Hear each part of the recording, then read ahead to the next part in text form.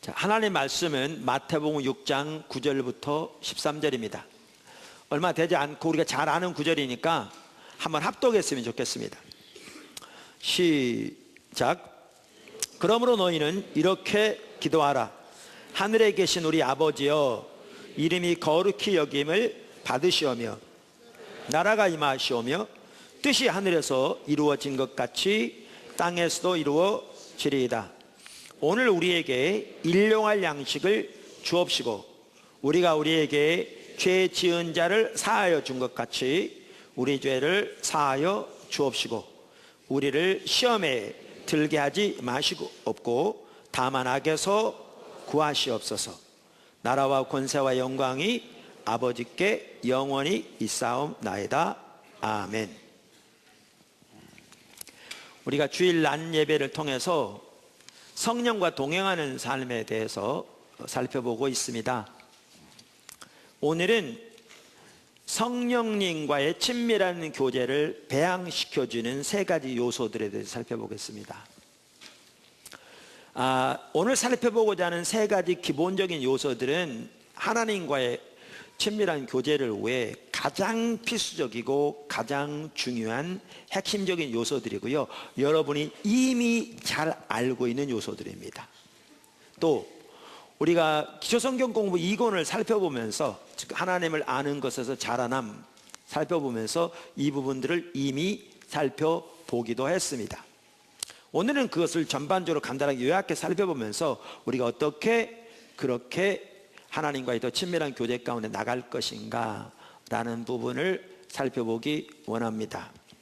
첫째, 하나님과 친밀한 교제를 배양시켜주는 세 가지 주요 요소들을, 간단합니다. 다른 여러 가지 있겠지만 가장 핵심적인 주요 요소들은 예배, 기도, 말씀입니다. 간단합니다. 자, 그럼 여러분 이렇게 생각하실 겁니다. 당연한 얘기지. 제가 오늘 일부 예배 시간에 이렇게 많은 부분들을 이렇게 좀 나눴습니다. 설교 후에. 그리고 설교를 시작하기 전에 통성으로 기도도 하기도 하고, 우리의 예배가, 우리의 영적인 상태가 이렇게 바람직한 상태에 있지 않은 것 같았습니다. 제가 물어볼게요. 여러분은 지금 하나님과의, 여러분이 보기에 자신이 올바른 친밀한 교제 가운데 있다고 생각하십니까? 만약에 여러분이 하나님과의 올바른 친밀한 교제 가운데 있지 못하다면요, 가장 주된 이유는 오늘 말씀드린 이것 때문입니다. 예배, 기도, 말씀이 올바로 안 되기 때문이었습니다. 그만큼 간단합니다. 가장 기본적인 요소인데요, 어떻게 보면 가장 중요한 요소입니다. 그래서 그냥 안다가 아니라 지금 현재 내가 하나님과의 올바른 친밀한 교제 가운데 있는가라는 것이지요. 만약 그것이 없다면 가장 주된 원인은 이 세 가지가 올바로 되어지고 있지 않기 때문일 겁니다. 나는 예배도 올바로 드리고 있고 기도도 정기적으로 열심히 잘하고 있고 하나님의 말씀도 잘 말씀도 묵상하고 있다. 그런데 하나님과의 친밀한 교제 가운데 올바로 되어지고 있지 않다라고 말한다면 그럴 경우도 있습니다. 그럴 경우에는 이제 특별한 원인들이 있겠죠. 뭐 다른 사람을 미워하면서 용서하지 않은 게 있다든가, 회개하지 않은, 돌이키지 않은 숨겨진 죄가 있다든가 등등. 그렇지만 가장 기본적인 문제는 이 하나님과의 교제를 위한 가장 핵심적인 주요 요소들인 이 부분이 올바로 안 되기 때문에 그럴 것입니다.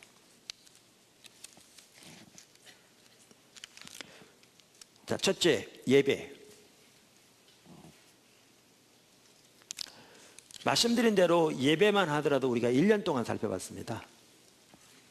그러니까 여기서 그 부분을 살펴볼 수 없습니다. 간단히 언급하고 넘어가려고 합니다. 오늘은 예배는 무엇보다 하나님의 얼굴을 구하여, 다시 말하면 하나님 그분 자신을 찾아서 나가는 것입니다. 하나님을 찾는다는 말은 성경에서 하나님 자신을, 즉 하나님의 그것을, 얼굴을 구한다고 성경은 말하고 있습니다. 그리고 우리 하나님을 찾을 때 하나님께서 우리에게 임하십니다. 다시 말해서 하나님께서 우리를 만나주시고 우리에게 하나님 자신과 하나님 목적과 길들을 알리십니다. 그래서 예배가 우리와 하나님과의 혹은 성령님과의 친밀한 교제를 가꾸어주는 핵심적인 요인입니다. 우리가 수년 전에 한 1년 동안에 걸쳐서 예배에 대해서 집중적으로 살펴봤습니다. 그러면서 그 당시에 우리의 예배가 한 단계 업그레이드 됐습니다. 사실 지금은요, 우리의 예배가 그 자리에서 많이 좀 떨어진 상태입니다. 예배는 생물입니다.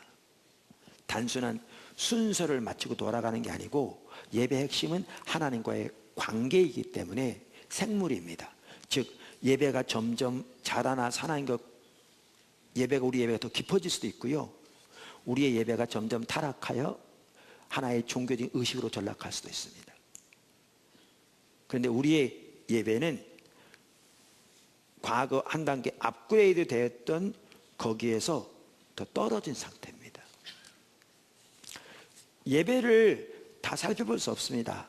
많은 부분을 살펴봐야 되니까 한 가지만 딱 요약한다면, 이러면 찬양과 경배만 하더라도 예배 핵심인데, 어떤 분들은 우리가 드리는 찬양과 경배 드리는 예배를 잘 이렇게 낯설어 하는 분들이 있는데요, 참고로 여러분 지금 세계의 거의 모든 교회들은 이렇게 예배 드립니다. 교파를 초월해서. 여러분 미국 가보십시오, 유럽 가보십시오, 아시아 가보십시오, 다른 나라 가보십시오, 아프리카 가보십시오, 남미 가보십시오. 전 세계 거의 모든 교회들은 우리가 지금 예배 드린 것처럼 이렇게 예배 드립니다. 미 남침예 교단이 개신교 교단 중에 제일 큰 교단입니다. 아주 복음적이고 선교와 전도에 아주 열심인, 그래서 선교사만 하더라도 단일 교단으로서는 가장 많은 선교사를 파송해서 이렇게 세계 선교에 힘쓰고 있을 겁니다. 그 교단에, 우리 미 남침예 교단에 보면 한인 또 교회들이 많이 있습니다. 그 교단에 속해 있는데, 제가 미국, 그러니까 백인들의 교회는 가본 지 오래돼서, 제가 미국 공부할 땐 가봤지만 그들을 못 가봤으니까 모르겠습니다만은, 제가 몇 년 동안 집회 미국에 다니면서 한인 교회들을 방문해서 물어본 바에 의하면 미 남침예 교단 내에 있는 한인 교회들도 100% 우리처럼 예배드립니다.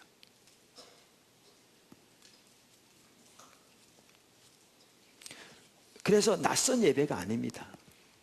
전 세계가 그렇게 예배드리고 있고요. 그리고 여기 핵심이 하나가 찬양과 경배를 통한 예배입니다. 그럼 찬양과 경배만 하더라도 어떻게 찬양과 경배를 드리는 건가? 여러분 배우기를 원해야죠. 배우기 원하는 분들이 우리가 CD를 무료로 다정히 만들어 놨습니다. 이 부분만 다룬 CD를 다 볼 수 있도록 원하시면 당장 드릴 겁니다. 필요하면 갈 때 가져가십시오. 근데 그 찬양과 경배에 대한 시간만 하더라도 1시간 반씩 설교해서 10번이가 될 겁니다. 중요한 다룰 부분이 많죠. 근데 그 중에서 한 가지만 제가 딱 여기서 말한다면, 한 가지만, 그 많은 것 중에 말한다면, 찬양과 경배는 예배로서 하나님께 드리는 거거든요. 그분께 직접적으로. 그래서 예배의 핵심이 뭐냐면 하나님을 선명히 인식하는 겁니다. 이 말은 하나님을 영의 눈으로 바라보는 것이죠. 성령으로.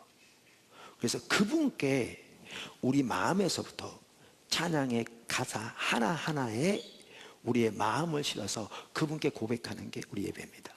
그분께 찬사를 드리고 그분을 기뻐하고 그분을 추구하고 그분께 간구하고 그분께 우리의 사랑을 고백하는. 그런데 여러분 중에 적지 않은 분들의 예배가 거기서 떠나 있습니다. 그냥 노래는 부를지 몰라도 그렇게 주님을 선명히 인식하면서 그분께 마음에서부터 가사 하나하나에 온 마음을 실어서 그분만을 높이고 그분을 기뻐하고 그분을 추구하는, 거기에서 떠나 있습니다. 자, 보세요. 한 예를 들면 주님께 나의 모든 찬양을 드립니다. 주님만이 나의 찬양을 받으시기에 홀로 합당하십니다. 이 찬양을 드린다고 하십시다. 여러분이 사랑하는 것을 여러분이 예배하게 돼 있습니다. 그리고 그것을 삶에서 추구하게 돼 있습니다. 자, 그러면 여러분의 인생에서 돈을 많이 버는 게 여러분의 인생의 목표라면 여러분은 돈을 예배하는 사람입니다. 그리고 여러분의 모든 생각은 돈을 많이 버는 데 있을 겁니다. 자나깨나 돈 생각일 겁니다. 그리고 다른 모든 것들은 돈을 많이 벌기 위한 수단일 겁니다. 그런 사람들은 심지어 교회에 와도 교회에 오는 목적부터가 뭐하기 위해서 오느냐? 돈 많이 벌기 위해서 하나님 도움 받으러 올 겁니다. 그 사람에게는 신은 돈입니다. 하나님 아닙니다. 그럼 그런 삶의 이해를 가지고 있다면 나의 모든 찬양 주님께 드립니다, 이 말은 거짓말입니다. 그는 그의 모든 찬양을 하나님께 드리고 있지 않습니다. 입으로는 그렇게 고백할지 몰라도 그는 그의 모든 찬양을 돈에게 드리고 있습니다. 돈이 그에게 힘을 주고, 돈이 그에게 삶의 목적을 주고, 돈이 그에게 삶의 안정감을 주고, 돈이 그에게 다른 사람 앞에 당당함을 주고, 돈이 그에게 자신감을 주고 있습니다. 그가 의지하는 힘은 돈의 힘입니다. 그래서 성경은 탐심을 우상숭배라고 표현하고 있고, 그래서 성경은 하나님과 돈을 동시에 섬길 수 없다고 예수님이 말씀하셨습니다. 자, 그러면 아까 제가 지금 찬양 드릴 때 나의 모든 찬양을 주님께 드립니다, 이 말은 하나님만이 나의 진정한 신입니다. 하나님만이 나의 진정한 하나님입니다. 하나님만이 나의 힘이시고 나의 삶의 목표는 하나님이고, 요 신앙 고백이 기초하고 있는 겁니다.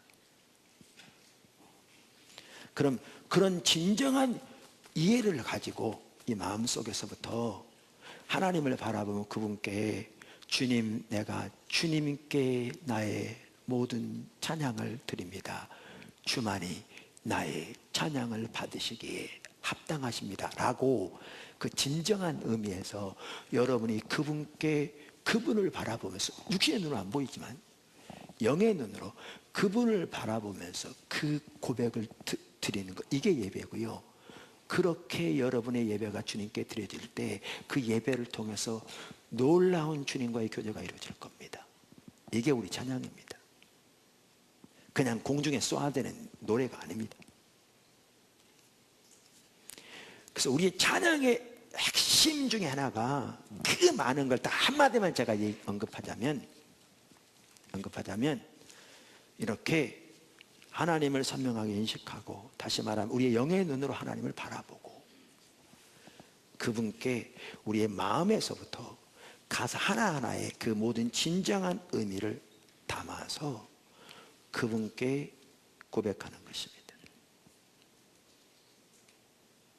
이것이 예배입니다. 그렇기 때문에 우리의 찬양 예배와 우리의 삶은 분리되지 않습니다. 그렇기 때문에 우리의 예배와 하나님과 관계는 분리되지 않습니다. 하나님을 아는 만큼 하나님을 예배할 수 있고, 그리고 하나님 아는 만큼 우리의 삶이 동반되게 되어 있습니다. 진정한 예배를 드리십시오. 진정한 예배를 회복하십시오. 진정한 예배 가운데 자라나십시오. 예배는 자라나는 것이고 예배는 퇴보하는 것입니다. 예배는 생물입니다. 살아있는 겁니다. 절대로 스테디 가지 않습니다. 절대로 한 군데 그냥 고정되어 있지 않습니다. 저와 여러분의 예배가 자라나는 예배가 되기를 주님은 축원합니다. 아멘. 자, 그래서 예배가 하나님과의 관계의 핵심이고요. 둘째, 기도. 기도는 우리 영적 호흡입니다. 하나님 말씀이 성도들을 위한 양식이라면 기도는 영적 호흡이죠. 우리가 양식이 없이 살 수 없는 것처럼 호흡이 없이 살 수 없습니다. 당연합니다. 많은 분들이 당연하다고 생각합니다. 근데 아까 제가 말씀드렸잖아요. 내가 지금 하나님과 올바른 관계에 있지 않다면 이 가장 기본적인 면에 문제가 있어서일 거라고요. 대부분은. 실제로는 당연한데 안 당연한 거죠. 그렇습니다. 그만큼 기도는 성도들의 삶의 필수적인 요소입니다. 그리고 기도의 핵심은 하나님과의 대화입니다.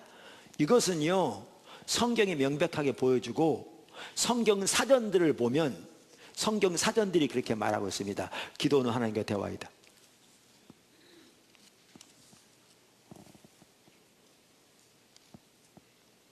그러므로 기도는 하나님과의 친밀한 교제를 위한 필수적인 요소이며 성령님과의 친밀한 교제를 배양시켜 줍니다.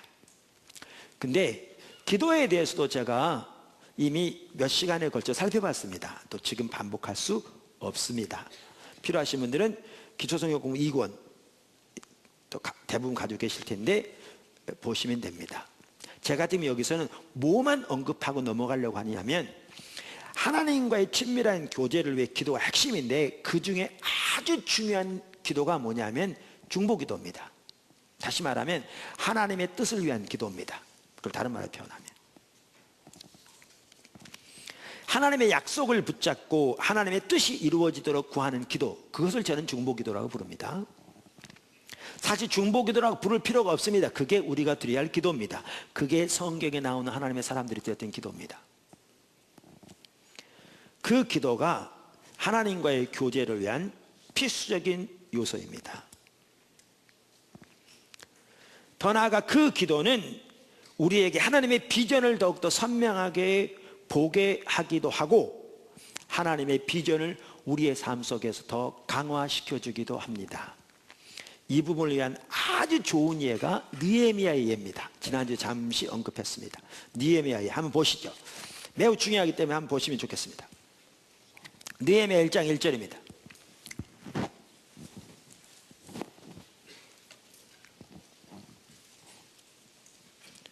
느헤미야의 예입니다. 하가라의 아들 느헤미야의 말이라 아닥사스다 왕 제20년 기슬루올에, 언제요?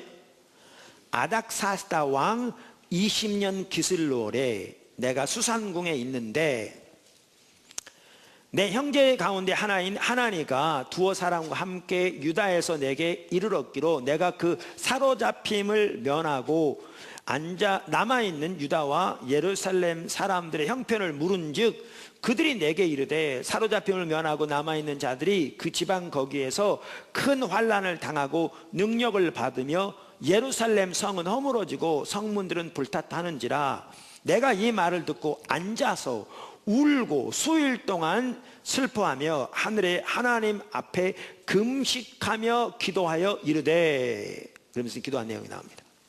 자, 우선 여기 보면 언제 일이 일어났다고 되어 있냐면 아닥사스다 왕 제20년 기슬루월에 있었다 이렇게 말해주고 있습니다. 성경은 역사적인 기록입니다. 그저 어떤 사람들이 책상에 앉아가지고 자기의 철학을 논한 책이 아닙니다. 역사 가운데 역사하신 하나님의 역사를 기록해놓은 책이 성경입니다. 아멘. 자, 그럼 이때가 언제 일어났느냐? 태양력으로 따지면 이때가 언제냐면요, 태양력으로 따지면 이때가 서기전 445년 11월 중순에서 12월 중순입니다. 그러니까 태양력으로 따지면 BC 445년 11월 중순에서 12월 중순입니다. 여기 보면요, 하나님이 일하실 때 어떤 방법으로 일하시는가를 아주 잘 보여주는 구절입니다. 이 구절이. 그러니까 로이드 존스 목사님의 부흥책을 보면요, 제가 가끔 인용하듯이 하나님의 부흥이 이 땅에 임하는데, 여러분 2000년 교회사를 보면 하나님의 부흥이 여러 차례 했거든요. 평양 대부흥도 그렇고요, 웨일스 부흥도 그렇고요, 미국의 1차 대각성운동, 2차 대각성운동, 웨슬리 시대의 부흥도 있었고요, 1950년대 헤브레드즈의 큰 부흥이 있었고요. 자, 이렇게 하나님의 부흥이 임하는데, 그 로이드 존스 목사님은 하나님이 부흥이 임하는 첫 번째 단계를 뭐라고 표현하느냐면 현실에 대한 인식이라고 해요. 그러니까 우리가 이해가 다른데요, 부흥에 대한, 하나님 부흥이 오려면 무슨 뭐가 기도를 많이 한다든가 뭐 이러면 이해가 되는데, 현실에 대한 인식이라. 그 말이 무슨 말이 뜻이에요? 하나님의 부흥이 우리에게 오려면 하나님의 관점에서 우리가 지금 어떤 상태에 있는가를 선명히 깨달아야 돼요. 이게 없이는 어떠한 변화의 소망도 없어요. 그래서 로이드 존스 목사님도 현실에 대한 인식이 없으면 부흥에 어떠한 소망도 없다고 그래요. 그 이해가 여기 나와요. 여러분, 예루살렘 성이 중건되잖아요. 나중에 누구를 통해 중건된 줄 아세요? 느헤미야를 통해 중건돼요. 느헤미야를 통해. 근데 하나님이 예루살렘 성의 중건이라는 이 놀라운 일을 이루시려고 하신 첫 번째 일이 뭔지 아세요? 느헤미야에게 하나님의 이름으로 일컫는 하나님의 도성, 천지를 창조하신 만군의 여호와 하나님과 언약을 맺은 하나님의 백성이 지금 어떤 상태에 있는가를 깨닫게 하신 거예요.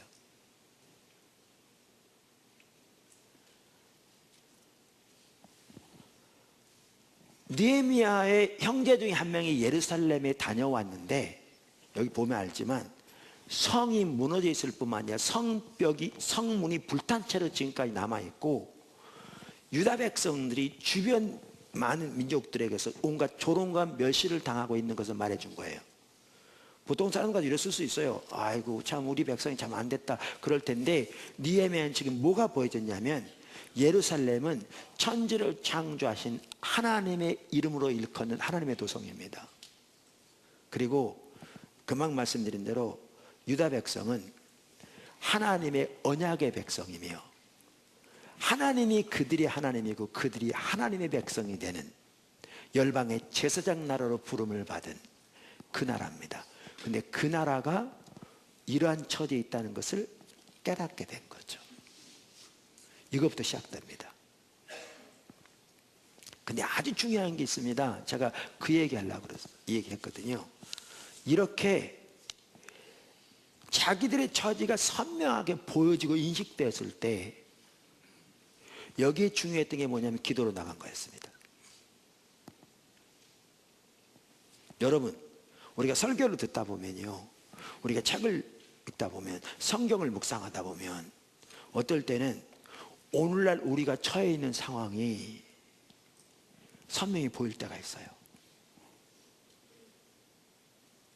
예를 들면 제가 지난주에 우리가 2부 예배 때, 1부 예배 때 그랬구나, 우리가 드렸던 경배와 찬양 중에 어떤 경배와 찬양 드렸냐면 그 이사야서 62장에 나오는, 그러니까 바벨론 포로로 잡혀가 있는 유다 백성들을 염두에 두고 쓰여진 거거든요. 하나님이 저들을 헵시바라 뷸라라, 저들을 회복시킬 것을 말씀하시는. 그래서 그 성경 구절을 토대로 우리가 찬양을, 어떤 우리 세문교 선교에 연합하는 그 자매에게 하나님이 찬양하고 주셨는데 참 귀한 찬양이잖아요. 그러면서 헵시바라 뷸라라, 다시 세우실 것을, 이 찬양을 드리는데, 저는 그게 이제 신학의 관점에서 보면 교회를 의미하기도 하거든요. 근데 오늘날의 교회는 하나님의 이름으로 일컫는 하나님의 교회, 하나님의 성령이 친히 그 안에 거하시는 하나님의 성전, 하나님이 예수님의 피를 통해, 십자가를 통해, 부활을 통해 하나님 앞에 점없고 흠없고 영광스럽고 거룩한 교회로 세우시기 위해 세운 교회. 근데 오늘날 우리는 이토록 심각하게 침체되어 있는 교회. 오늘날 오히려 세상의 조롱거리와 몇십거리가 되어 있는 교회. 안 믿는 세상 사람들에게 혐오 시설처럼 취급되는 교회. 근데 그 교회를 향한 하나님의 마음, 헵시바라 뷸라라, 저들을 회복시키기 원하시는 하나님의 마음, 그게 보여지더라고요. 근데 얘기 잘 들으십시오. 느헤미야가 이렇게 하나님의 백성들이 처해 있는 상태가 하나님의 관점에서 보여졌을 때, 이때 중요한 게 뭔지 아십니까? 그게 기도로 나갔다는 겁니다. 중보기도. 여기서 기도로 안 나가면 어떻게 되는데요? 잊어먹습니다.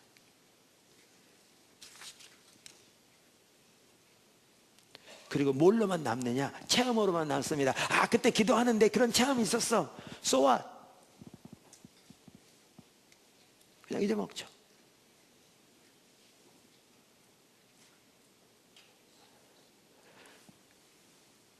야고보에서 보면 너희가 스스로 속이지 말라. 그러니까 다른 사람한테 속임을 받는 것도 억울한데 자기가 자기를 속이면 얼마나 억울하겠어요. 그러니까 스스로 속지 말라 그러면서 스스로 속는 것에 대해서 뭐라고 이렇게 표현하냐면, 거울을 보고 자기 여러 가지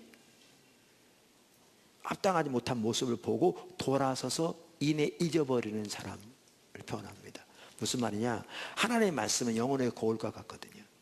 하나님의 말씀을 통해, 하나님의 관계에서 성령을 통해 우리가 하나님을 떠난 영적인 상태라든가 아까 말한 여러 가지를 보게 하셨는데, 그거를 그대로 보고 돌아서서 잊어먹어버리는 사람을 두고 뭐라고 그랬냐? 스스로 자기를 속이는 사람이라고 그래요. 근데 하나님께서 일하실 때 그 첫 출발점이, 새로운 일을 이루실 때 하나가 자기의 처지를 인식하게 하신다고요. 그러니까 한편으로는요, 여러분이 처해 있는 상태가 하나님 앞에서 선명히 비춰졌으면 그 하나님이 하신 겁니다. 왜냐하면 하나님이 하시지 않으면 그런 일은 아니랍니다. 바리새인들을 보십시오. 그들은 예수님이 화로다 외식하는 서기관들과 바리새인들이여라고 7번이나 말할 만큼 그렇게 영적으로 심각한 상태였는데, 그들은 자기들의 처지가 이만큼도 보여지지 않았습니다. 하나님 앞에서 자신의 올바른 영적인 상태가 비춰지는 거요, 하나님 하신 겁니다. 라오디게아 교회 보세요. 하나님이 아무리 칭찬하기를 원해도 단 한마디 칭찬할 게 없는 교회였습니다. 그만큼 영적으로 심각했습니다. 근데 그들은 자신들을 뭐라고 생각하느냐? 나는 부자라 부야에 부족함이 없다고 자부했습니다. 그만큼 눈이 멀었습니다. 그 사실도 몰랐습니다. 보십시오.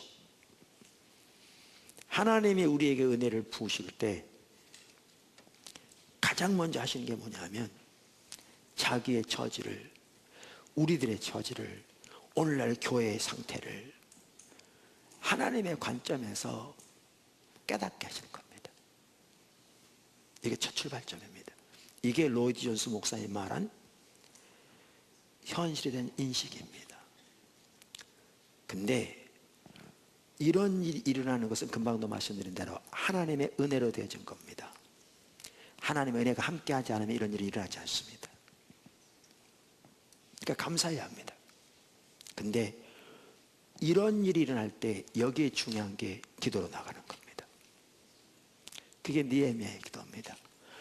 그러니까 그러한 처지를 인식하고, 예를 들면 느헤미야 같은 경우는 왜 그러면 하나님의 백성들이 그런 상태느냐? 하나님의 백성들이 자기 조상 때부터 하나님의 법도를 떠나고 하나님의 길을 떠나 우상을 숭배하며 자기 마음대로 자기 생각대로 자기 중심적으로 살아간 결과 하나님의 심판과 진노가 임해서 그렇게 된 것을 깨닫게 된 거죠. 그러니까 자기 조상들의 죄를, 자기들의 죄를, 자기 집안의 죄를 하나님의 회개하며 주님의 은혜와 긍휼을 구하여 서게 되는 겁니다. 여러분, 하나님 앞에 자신들의, 우리의 처지가 보여졌으면요, 기도로 나가야 합니다. 기도로 나가야 합니다. 근데 제가 아까 뭐라고 그랬냐면, 이렇게 하나님, 제가 이걸 중보기도라고 할 필요 없어요. 이게 기도인데 왜 중보기도라고 구태여 부르냐면, 우리는 기도하면 맨날 자기 목적, 자기 문제만 그냥 도와달라고 그냥 기도하는 거 기도라고 그러니까 너무나 기도가 이기적이고 자기중심적으로 타락해 버렸으니까 제가 구분해서 하는 말이 그렇지, 사실 성경에 보면 하나님의 사람들이 그렇게 기도했거든요. 모세가, 느헤미야가, 다니엘이, 뭐 바울이, 예수님은 더 말할 것도 다 그게 기도입니다. 이게 올바른 기도입니다. 자, 그런데 이렇게 기도를 나가야 되는데, 제가 아까 뭐라고 했냐면, 이런 기도는 하나님의 비전을 우리에게 선명히 보게 할 뿐만 아니라 그 다음에 하나님의 비전을 더 새롭게 해준다고 그랬잖아요. 여러분, 이게 느헤미야의 삶 속에 일어납니다. 이렇게 기도로 나갔거든요. 2장 1절에 보실래요? 2장 1절에 느헤미야에서 이렇게 말해. 아닥사스다 왕 제 20년 니산월에, 언제 그랬다고? 일은 언제 일어났다고요? 아닥사스다 왕 20년 니산월에 일어났다, 이렇게 돼 있어요. 왕 앞에 포도주가 있기로 내가 그 포도주를 왕에게 드렸는데, 왜냐하면 술관원이었거든요. 이전에는 내가 왕 앞에서 수심이 없었더니 왕이 내게 이르시되, 내가 병이 없거늘 어찌하여 얼굴에 수심이 있느냐? 이는 필연 내 마음에 근심이 있음이로다 하더라. 그때 내가 크게 두려워요. 왜 크게 두려웠는지 아시겠죠? 술관원이, 연회장이 지금 왕과 왕비까지 다 함께하는 큰 연회에서 이런 얼굴 죽을 상하고 있으면 그 뭐가지 날아가는 일이죠. 그러니까 크게 두려웠다고 그러잖아요. 3절 왕께 대답하되, 왕은 만세수하옵소서. 내 조상들의 묘실이 있는 성읍이 이제까지 황폐하고 성문이 불탔사오니 내가 어찌 얼굴에 수심이 없으리까 하니. 자, 여기 보시면요, 자, 우선 여기 아까 아닥사스다 왕 20년 니산월이라고 그랬습니다. 근데 그때가 태양력으로 하면 언제냐면요, 태양력으로 하면 그때가 바로 다음에, 그러니까 서기전 444년, 아까는 서기전 445년이 했잖아요. 서기전 444년 3월 중순에서 4월 중순입니다. 그러니까 이 일은 언제냐면 아까 1장 1절에 있었던 사건 이후에 4개월 후의 사건입니다. 4개월 후. 그럼 여기서 이걸 볼 수 있습니다. 아까 수일 동안 기도했다고 아까 나온 걸 보더라도 알 수 있듯이 4개월 동안 금식했던 건 아닌 것 같습니다. 왜냐하면 느헤미야가 4개월 동안 금식했더라면 여기 설 수도 없을 것이고 아마 그전에 죽었겠죠. 근데 그건 아닌데, 수일 동안 금식하며 기도했다고 그러니까 금식은 아마 일정 기간 했을지 모르지만 그가 지금까지 그것을 놓고 기도하는 중에 자기도 모르는 사이에 예루살렘의 상태가 자기를 압도하고 있었던 걸 볼 수 있습니다. 여러분, 중보기도가 하나님의 비전을 보게, 여러분에게 하나님의 비전이 보이는 통로일 뿐만 아니라 그 비전을 강화시켜 주기도 합니다. 놀라운 사실은요, 이 사건을 계기로 이제 가로 쭉 읽어보시면 아닥사스다 왕이, 전적인 하나님의 역사죠, 느헤미야를 총독으로 임명해서 예루살렘에 보냅니다. 그리고 느헤미야가 가서 그가 기도해왔던 예루살렘 성을 중건합니다. 하나님의 일을 시작할 때 어떻게 하시나 보십시오. 현실을 인식하게 하시고 기도하게 하시고 그 기도를 들으시고 역사하십니다. 중보기도가 그래서 하나님과의 관계 혹은 성령님과의 친밀한 교제를 우리에게 배양시켜주는 매우 중요한 요소입니다. 포도나무 교회에서는 새벽 기도도 1부, 2부로 나눠서 하고 있고 저녁 7시에도 스태프들이 인도하고 또 시간대별로 중보기도실에서 기도회가 열리고 있습니다. 오늘은 제가 조금 이따 뭘 살펴보려면 어떻게 각 개인이 주님을 찾아 나갈 것인가, 이걸 살펴볼 거거든요. 개인이. 왜냐하면 멀리서 오는 성도들도 있고 또 모여서 주님을 찾기도 해야 되지만 개인이 주님을 찾는 게 중요하니까. 근데 사실은 기도에서도 매우 중요한 요소가 모여서 주님을 찾는 겁니다. 왜냐하면 예수님께서 약속하시기를 두세 사람이 내 이름으로 모인 그곳에 내가 함께하리라고 약속하셨던 것처럼 것을 보아서 아시듯이 우리가 모여서 주님을 찾을 때 주님이 함께 하십니다. 더. 그러면 여러분들이 시간을 내셔서 중보기도 하는 자리에 모이는 것이 매우 중요합니다. 과거 어떤 분을 보더라도 삶은 엉망이 되어버렸어요. 하나님 떠나니까 그렇게 되는 거죠. 하나님과 관계는 깜깜해. 그분 같은 경우도 거의 한 1년을 작정하다시피 매일 중보기도에 나와서 같이 주님 찾고 주님 구하면서 하나님과의 놀라운 관계가 회복되는 것더라고요. 지금은요, 돌이켜보면 시간이 좀 걸렸을지 모르지만 제가 누구라고 말하 알 분들은 다 아는데 그 가정의 관계 놀라우게 회복됐고요. 이제는 경제적인 면까지 다 회복됐어요. 근데 사업까지 완전히 부도나고 그래가지고 자기로 인해서 주변에 있는 수많은 사람들에게 많은 손실을 가져온, 의도한 건 아닌데 사업이 그렇게 돼버리면서, 그러면서 관계까지 무너지고 하나님 관계는 말할 것도 없고 이렇게 됐거든요. 근데 지금 돌이켜보면, 지금 내가 이 시점을 딱 생각해보면, 그 과정을 생각해보면 하나님과 관계가 하나씩 회복되기 시작하면서 관계 대역들 보면 지금은 주변의 그 환경까지 다 회복됐어요. 제가 이 정도 얘기하면 알 분들은 알 겁니다. 누구를 말하는지.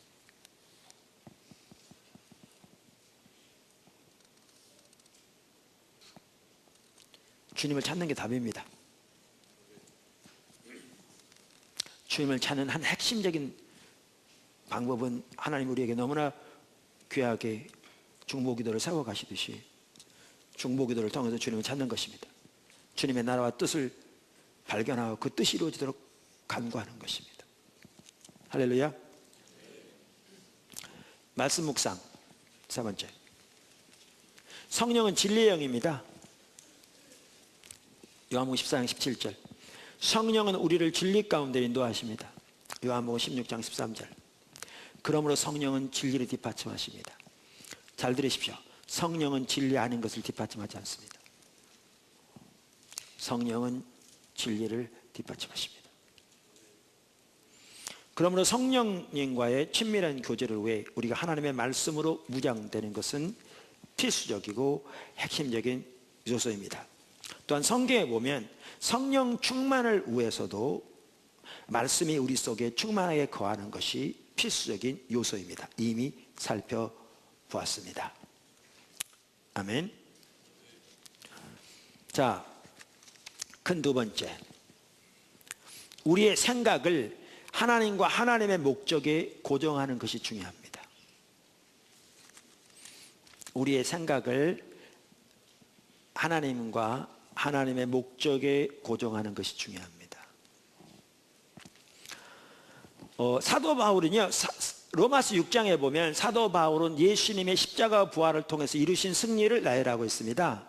예를 들면 우리가 예수를 믿는다는 것은 예수님과 연합되는 것인데, 예수님과 연합된다는 말은 예수님과 함께 죽어서 우리 옛사람이 장사 지낸 바 되고, 또한 우리가 속사람이 새롭게 태어나서 이제 예수님과 함께 살아 부활해서 예수님의 부활에도 연합되는 것이다, 이렇게 말하고 있습니다. 그런데 여러분 이거 아십니까? 로마서를 보면요, 로마서 6장에서 사도 바울이 예수님의 십자가 부활을 통해서 이루신 승리를 나열하고 있는데요, 언급하고 있는데, 7장에 보면 바울이 그 승리를 삶에서 경험하기 위해서 그가 싸운 영적 싸움을 나열하고 있습니다. 그러면서 어디까지 그가 떨어지는가? 오라 나는 공고한 사람이로다. 누가 이 사망의 몸에서 나를 건져내랴라고 탄식하는 자리까지 내려갑니다. 6장에서 그 승리를 나열했는데 7장에 그 승리를 삶에서 경험하기 위한 싸움을 싸우는 중에 나온 탄식입니다. 사실 그 싸움을 싸우려면요, 이 탄식이 나오게 돼 있습니다. 왜 안 나오는가? 그 싸움을 안 싸우기 때문에 안 나옵니다. 근데 거기서 머물지 않습니다. 그 싸움을 통해 바울은 그 승리를 경험합니다. 그 승리의 외침이 8장 1절 2절에 나옵니다. 8장 1절 2절. 그러므로 이제 그리스도 예수 안에 있는 자에게는 결코 정죄함이 없나니 이는 그리스도 예수 안에 있는 생명의 성령의 법이 죄와 사망의 법에서 너를 해방하였음이라 이렇게 말합니다. 제가 이 로마서 7장에 나오는 예수님이 십자가 부활을 통해서 이루신 승리를 우리 삶에서 어떻게 경험하는 삶을 우리가 싸울 것인가, 또 그 승리를 경험할 것인가, 이 부분은 제가 나중에 살펴볼 겁니다. 따로 앞으로 제가 다음 주부터 그 부분을 몇 시간에 걸쳐서 살펴볼 겁니다, 아마. 근데 이렇게 8장에 승리를 고백하고 난 다음에 8장에 다루는 게 뭔지 아십니까? 성령입니다. 성령이 한 사람입니다. 학자들 일반적으로 사도 바울의 서신서 중에 꽃이 로마서다 그렇게 얘기하거든요, 일반적으로 학자들이. 그리고 로마서 중에서도 꽃이 로마서 8장이다 그래요. 근데 그 로마서 8장이 뭐에 관한 장인지 아십니까? 성령과 동행하는 삶입니다.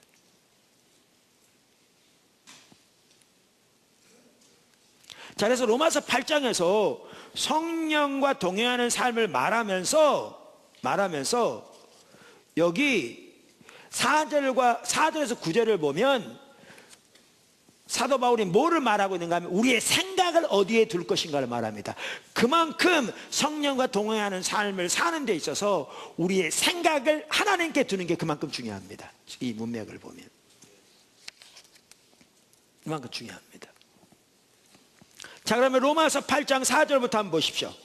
다 찾으시면 좋겠습니다. 물론 그렇지 않으면 찾으시지만 다 찾으시면 좋겠습니다.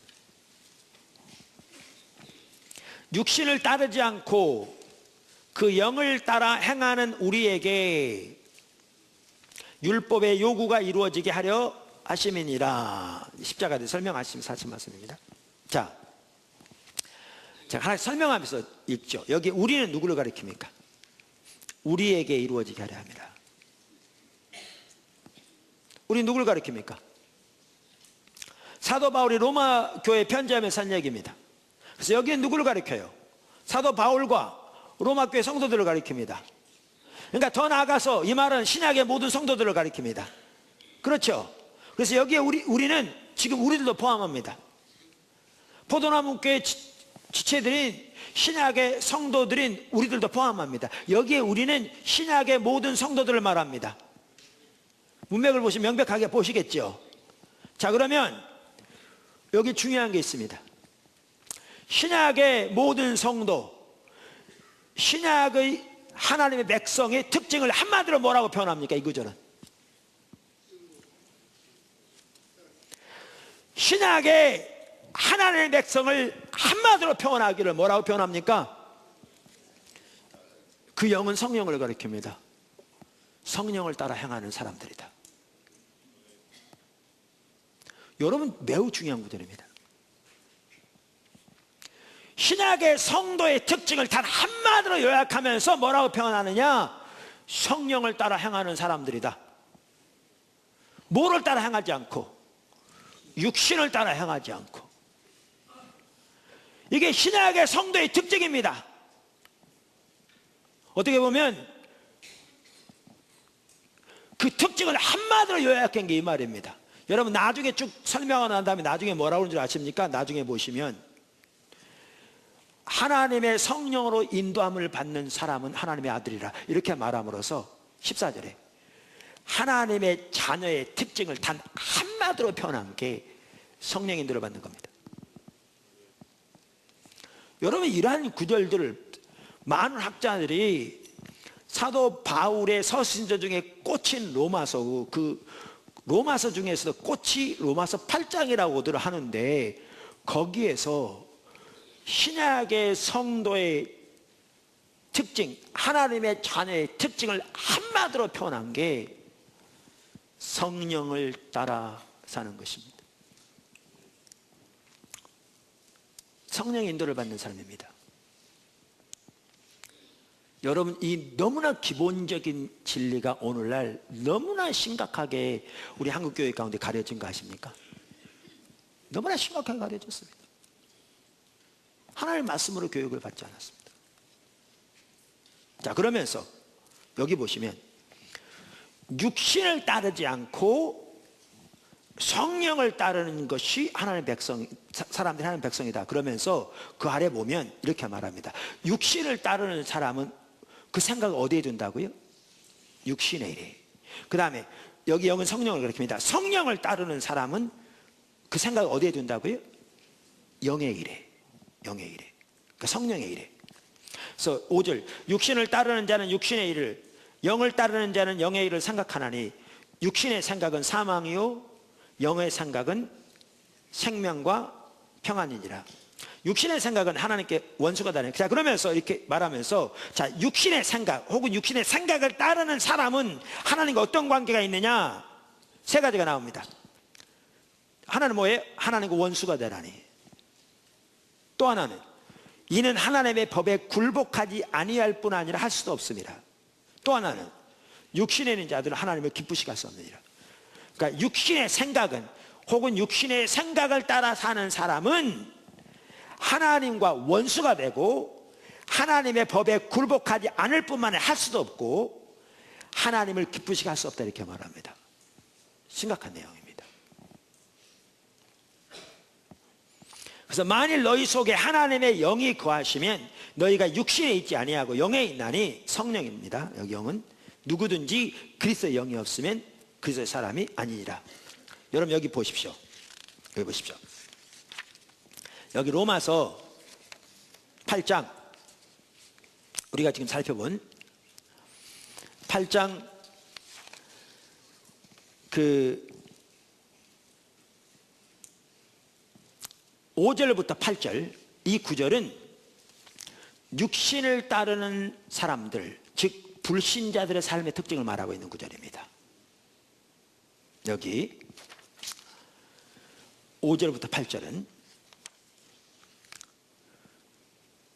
그 육신을 따르는 자들의 생각의 중심에는 육신의 일들이 있습니다. 갈라디아서 5장 19절을 보면 육체의 일이 나오는데 그것은 육체의 일의 일부를 나열하는 것에 불과합니다. 육체의 생각을 따르는 결과는 사망입니다. 그리고 육체의 생각은 하나님과 원수가 되고 하나님의 법에 굴복하지 않으면 하나님 기쁘시게 할 수 없습니다. 자, 근데 이게 중요합니다. 그러면 아까 5절부터 8절이 육체를 따라 사는 불신자들의 삶의 특징을 말한다고 그랬는데, 그럼 이 구절이 단순히 육체를 따라 사는 불신자들의 삶의 특징을 그저 나열하는 구절인가? 아닙니다. 이게 관건입니다. 이 구절은 불신자들의 삶의 특징을 나열하면서 예수 믿는 우리에게, 예수 믿는 우리들은 그 가장 기본적인 특징이 육체를 따라 살지 않고 성령을 따라 사는 삶이라고 말하면서 우리들에게 우리는 절대로 저들처럼 살아서는 안 된다라고 말하는 구절입니다. 이 말이 그 구절입니다. 그래서 우리는 12절 이하를 보면 그걸 명백하게 볼 수 있습니다. 8장 12절 이하. 12절 이렇게 말하죠. 그러므로, 이제 여태까지 쭉 말하는 다음에, 그러므로 형제들아, 형제는 누구를 가리킵니까? 성도를 가리킵니다.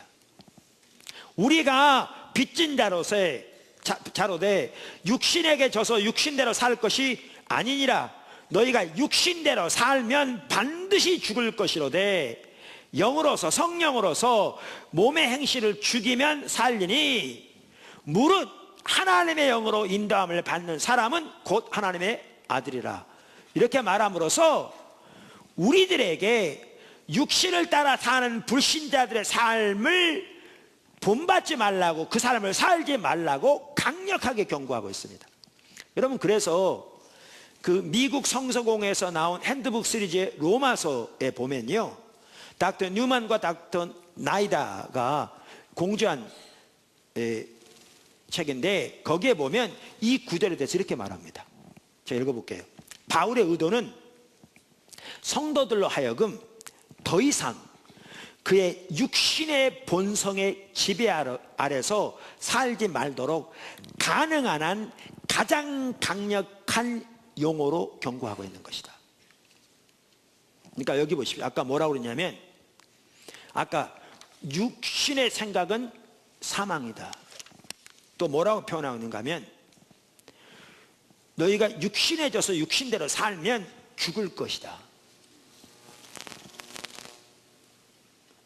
이렇게 표현함으로써 이 말은 육신대로 살면 구원을 잃을 것이다 라는 말은 아닐 거라고 생각합니다. 저는 개인적으로. 그러나 분명한 한 가지는 사도 바울이 지금 그가 사용할 수 있는 가장 강력한 용어로, 지금 핸드북 시리즈가 말하고 있는 것처럼 용어로 육신을 따라 살지 말도록 경고하고 있습니다. 가장 강력한 용어로.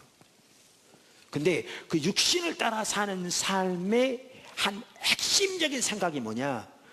육신을 따라 사는 삶은 육체의 일에 그 생각을 둔다, 이렇게 말합니다. 성령을 따라 사는 사람은 성령의 일에, 하나님의 일에, 하나님의 목적에 그 생각을 둔다, 이렇게 말하고 있습니다. 여러분, 이 전체적인 문맥을 볼 때 여기에 보시면요, 뭘 볼 수가 있느냐면 성령과 동행하는 삶을 사는 데 있어서 아주 중요한 한 핵심적인 요소가 우리의 생각을 하나님의 일에 두는 것임을 볼 수 있습니다. 성경이 그걸 보여주고 있습니다. 사실 이 구절뿐만이 아닙니다. 골로새서 3장 1절에서 2절, 고린도후서 4장 18절, 히브리서 3장 1절, 히브리서 12장 1절, 2절 등에 보면 동일한 내용을 말하고 있습니다. 제가 시간을 아끼기 위해서 그냥 안 읽었습니다. 동일한 내용을 말하고 있습니다. 매우 중요합니다. 그럼 이렇습니다. 그럼 언제, 어떻게 해서 우리가 우리의 생각을 하나님께 두느냐고요. 어떻게? 여러분, 그래서 여기서 중요한 게 아까 살펴본 가장 기본적인 세 가지 요소가 또 중요합니다. 예배, 기도, 말씀. 아까 보세요. 기도만 하더라도 중보기도, 그렇게 하나님이 보이신 하나님의 뜻, 그 하나님의 뜻이 이루어지도록. 그럼 더 보십시오. 구약에서 하나님의 부흥에 대해서 가장 잘 말하는 구절이 우리가 말씀드린 것처럼 역대하 7장 14절, 하나님의 이름으로 일컫는 하나님의 백성이 스스로 겸비하고 기도하고 하나님의 얼굴을 구하고 그 악한 길에 떠나면 하나님께서 위에서 들으시고 그 죄를 사하고 그 땅을 고칠 거라고 했잖아요. 근데 스스로 겸비한 게 뭔지 아세요? 하나님의 관점에서 우리의 처지가 선명히 보여질 때 하나님의 그 관점에 동의하고 그 앞에 납작 엎드리는 것, 이게 스스로 겸비함입니다. 요시아의 삶을 보면 이게 정확하게 그걸 의미한 걸 볼 수 있습니다. 그렇게 엎드릴 뿐만 아니라 느헤미야처럼 뭘로 나가야 되죠? 기도로 나가야죠. 이것만 있어서는 시간이 지나면 사라져요. 그럼 하나의 경험으로만 남아요. 삶은 이만큼 더 변하잖아요. 그것을 두고 성경은 뭐라고 말하고 있는가? 거울을 보고 돌아서서 이내 잊어버리는 자요, 그러한 사람은 자기를 속이는 자라고 야고보서는 말하고 있어요. 이게 보여지면 기도로 나가야 돼요. 느헤미야처럼 자기 자신을 위해서뿐만 아니라 오늘날 교회를 위해서뿐만 아니라 이 땅에 사는 백성들 하나님의 뜻을 위해서뿐만 아니라 이렇게 기도로 나갈 뿐만 아니라 거기에 핵심은 하나님의 얼굴을 구하는 것이고, 그렇게 주님을 찾아 나갈 때 우리 삶 속에 가득한 하나님에게 합당하지 않은 온갖 죄악된 삶의 태도와 자세와 행실들이 보여지는 거죠. 그때 우리는 돌이키게 되는 거죠. 이게 회개의 과정입니다. 역대 7장 14절에 말하는. 그리고 이렇게 돌이킬 때 하나님이 들으시고 용서하시고 땅을 고치기 때문에 하나님이 오시겠다고 말입니다. 이게 하나님 찾는 거, 그럼 주님이 발견되시겠다고 말입니다. 왜? 주님이 오시면 회복되니까. 이게 그 말입니다. 그러니까 보십시오. 느헤미야 같은 경우에도 자신들의 처지가 보이니까 그걸 놓고 기도했더니 하나님의 비전이 더 선명해지고 하나님의 마음이 더 부어지고, 그러면서 자기도 모르는 사이에 뭐죠? 예루살렘의 상태가 자기를 압도하는 결국 그게 계기가 돼서 예루살렘 성의 중건이라는 위대한 하나님의 일이 느헤미야를 통해서 이루어지죠. 여러분, 사도 바울이 지난주에 살펴봤죠. 빌립보 3장에서 앞에 있는 푯대를 향하여 달려간다고 그랬잖아요. 이게 똑같은 내용인데 언제 이런 일이 일어난 줄 아십니까? 예배, 기도, 말씀, 특별히 중보기도 핵심입니다.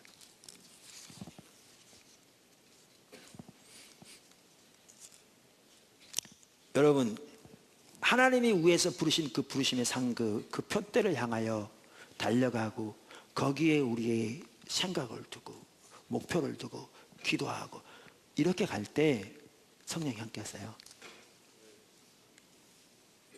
성령이 함께 하세요. 성령이. 근데 우리가 그 푯대를 잃어버릴 때, 그 비전을 잃어버릴 때, 그리고 안일함에 빠질 때 어떻게 되는 줄 아세요? 앞에서 버럭버럭 소리 지르는 저나 다소곳이 앉아 듣는 여러분이나 인간은 이해가 없이 거기서 떠날 때 우리의 생각은 육신의 일에 고정하게 되어 있습니다. 인간은 그렇게 되게 되어 있습니다. 그리고 우리의 생각이 육신의 일에 고정되어지면 성령과 동행하는 삶은 가능하지 않습니다. 하나님을 기쁘시게 할 수 없고 하나님 뜻에 굴복되지 않고 하나님과 동행하는 삶도 되지 않고 하나님 원수가 되는데, 여러분, 제가 아까 예배에 대해서 잠깐 언급했습니다. 포도나무 교회 예배가 좀 후퇴한 부분이 있다. 몇 년 전에 비해서. 지금 포도나무 교회 성도들인 우리들 중에 적지 않은 분들이요, 찬양의 경배 시간에 온갖 세상적인 생각이 막 엄습해 와서 하나님께 관심을 집중하고 고정하고 주님을 예배하는 것을 하지 못하도록 방해받고 있을 겁니다. 많은 분들이. 왜 그런 줄 아십니까? 하나는 마귀의 공격이고요, 두 번째는 마귀는 틈이 있기 때문에 공격하는 겁니다. 왜 그러는가? 너무나 많은 우리들이 푯대를 잃었기 때문에 육신의 일에 우리의 생각을 너무나 많이 주어서 방황하고 있기 때문에 그렇습니다.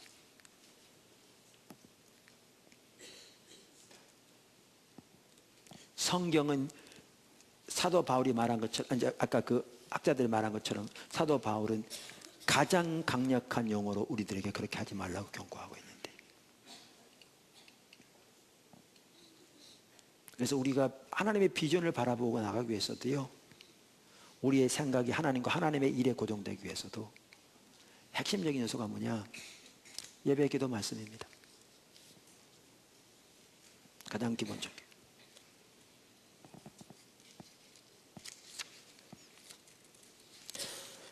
우리의 생각이 예수 그리스도께 더 고정되게 되기를 주님의 이름으로 간절히 소원하고 축복합니다. 그래서 우리 중보기도가 중요하고, 그래서 말씀이 중요하고, 그래서 예배가 중요하고, 그래서 하나님의 비전을 쫓는 삶이 중요합니다. 이런 얘기는 그냥 확인할 길이 없습니다. 그러니까 떠다닌 얘기인데, 제가 어디서 들으니까 최건능 목사님이라고 예수 전당 외쳐서 그게 뭐죠? 일제시대에 많은 사람들에게 복음을 전했던, 제가 전에 들은 얘기면 제가 확인할 길이 없으니까 그분하고 이렇게 뭐죠? 이렇게 숙소에 같이 들었던 한 분의 얘기인데, 밤중에 잠을 깊이 못 자더랍니다. 뒤척뒤척 자꾸 깨더랍니다. 그러면서 하는 얘기가 날이 빨리 밝아야 또 빨리가 전할 텐데 그러더랍니다. 이게요, 푯대를 바라보고 나가는 사람의 모습입니다.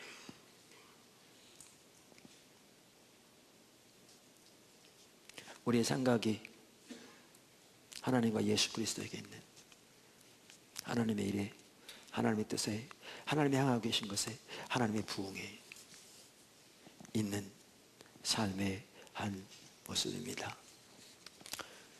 그러한 모습을 우리가 회복할 수 있기를 축복합니다. 우리 포도나무 교회가, 우리 포도나무 교회 성도들이, 제가 여러분이 더욱더 이 삶을 회복할 수 있게 되기를 축복합니다. 포도나무 교회는요, 성도들이 뭐 예배 시간만 해도 뭐 2부 예배 시간이 2시간 반이 되고 그러니까 2시간 만에 끝날 때도 드물지만, 그러니까 그냥 소위 편하게 종교생활 하려고 한 분들은 못 옵니다. 방문 왔다가도 중간에 나가버리고. 다른 교회 같으면 예배 끝날 시간 됐는데 이제 설교 시작하려고 있지. 좀 그래도 좀 앉아있다가 좀 견디다가 좀 그래도 설교라도 듣고 가려고 했는데 이놈 설교가 끝나기를 해야지 계속 되고. 그렇다고 또 포도나무 교회는 멀리 있다고 안 오는 게 아닙니다. 하나님의 길, 하나님의 비전을 보는 사람도 오니까. 그래서 포도나무 교회는 잘 알고 계시지만 다양한 지역에서 몰려옵니다. 근데 이거는 분명합니다. 여러분이 주님을 집중적으로 계속해서 찾고 이렇게 따라가지 않으면 반드시 시험 듭니다. 비전이 흐려지고 하나님의 길이 가려지면 멀리서 오는 자체가 힘들죠.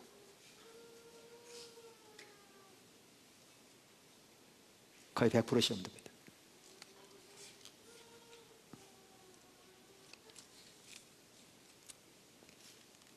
그렇다고 그 자세와 태도를 가지고 가까운 데 간다고 해결되는 건 전혀 없습니다. 우리가 영적으로 문제가 있기 때문에. 그러나 시험 듭니다.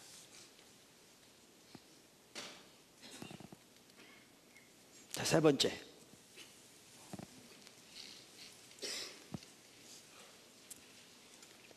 실질적인 예배와 기도와 묵상. 아까 말씀드린 대로 우리가 모여서 주님을 찾아야 합니다. 그게 아주 중요합니다. 그래서 시간을 내십시오. 직장 다니는 분들 새벽기도 참석하시고 직장 가시고요.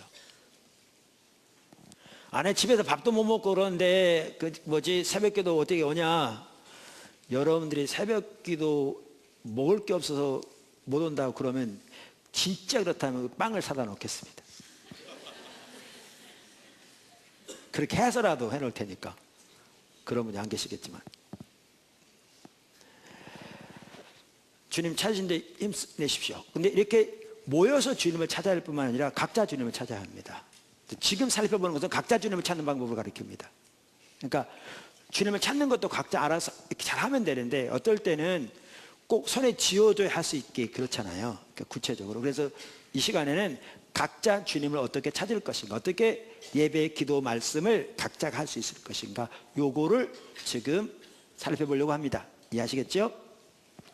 근데 어떤 모델을 따라 하느냐 하면요, 제가 보기에 아주 좋은 모델 중에 하나가 주기도문의 모델입니다. 주기도문은 실제로 예수님께서 제자들에게 이렇게 기도하라고 가르쳐 주신 기도입니다. 우리에게 그렇게 기도하라고 가르쳐 주신 기도입니다. 그래서 이 주기도문의 기도를 모델을 따라 하면 이렇게 나갈 수 있는 아주 도움이 됩니다. 아멘. 주기도문 다 아시니까. 자, 그러면 어떻게 주기도문의 모델을 따라 할 건가? 하루에 주기도문 50분 외우란 말인가? 뭐 그렇게 하셔도 괜찮지만 저는 그렇게 말하고 있지는 않고요. 자, 어떻게 할 건가? 첫째, 예배입니다. 예배. 근데 하나님께 나갈 때 이게 중요합니다. 여러분, 하나님께 나갈 때 나를 향한 하나님의 사랑이 얼마나 큰 것인가, 그 사랑은 예수님의 십자가를 통해서 이미 확정되었습니다. 그리고 예수님 십자가를 통해서 나왔던 죄인을 구속하셔서 예수 믿는 나를 하나님의 자녀 삼으시고 하나님이 나의 아바가 되셨습니다. 그리고 하나님이 예수님 안에서 우리에게 주신 그 지위와 그 특권과 그 권세와 또 우리를 향하신 하나님의 계획과 뜻은요, 너무나 놀랍습니다. 우리가 주님 앞에 나갈 때 반드시 어떤 것을 토대에 나가야 되냐면 하나님이 나에게 주신 사랑의 토대에서 나가야 합니다. 이게 출발점입니다. 그래서 이 말이 뭐냐 하면 이겁니다. 주기도문 예수님이 뭐라고 기도하라고 그랬죠? 자, 뭐라고요? 하늘에 계신 우리 아버지요 라고 기도하라고 하셨습니다. 근데 여기 아버지라는 단어는 헬라어로 파테르라는 단어인데 학자들이 대부분 그 뒤에 아람어인 아바가 있다고 이렇게 이해합니다. 많은 학자들이. 우리가 이것에 대해서는 과거에 살펴봤는데 지금 간단히 말씀드리겠습니다. 구약에서는 하나님의 백성들이 하나님을 부를 때 하나님을 지칭하면서 부르면서 아바라는 단어를 사용해서 부를 것은 상상하지도 못했습니다. 참고로 아바라는 단어는 예수님 시대에 예수님이 사용하셨던 언어인 아람어입니다. 아람어인데 아빠라는 뜻인데요, 아바라는 단어는 가정에서 자녀가 아버지를 부르되 친근하게 부르는 말이 아바라는 단어입니다. 반드시 어린아이가 부르는 말이라기보다는 그 당시 문헌에 보면 어른도 그 단어를 사용했답니다. 그런데 이것은 나이와 관련되기보다는 친근함과 관련된다. 그래서 가정에서 자녀가 아버지를 부르는 친근한 단어가 아바라는 아람어입니다. 그런데 이 친근한 단어를 사용해서 하나님을 아바라고 부르는 것은 그 당시에는 아무도 상상하지 못했습니다. 그것을 가장 먼저 사용하신 분이 예수님이셨습니다. 예수님은 하나님을 부를 때 아바라고 부르셨습니다. 이것이 그 당시 종교 지도자들에게는 걸림돌이 되기도 했고요, 그로 인해서 예수님을 대적하기도 했습니다.